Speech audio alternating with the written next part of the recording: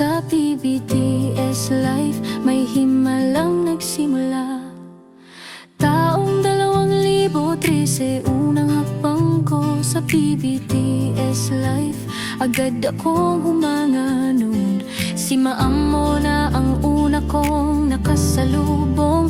Tinawag kong ate, di ko alam siya pala ang may-ari ng kumpanya noon.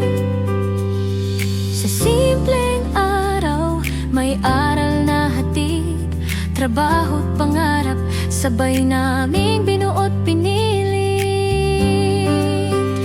PBTS Life, salamat sa oportunidad.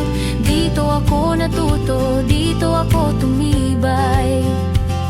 Hindi lang negosyo, kundi buhay ang hinubog.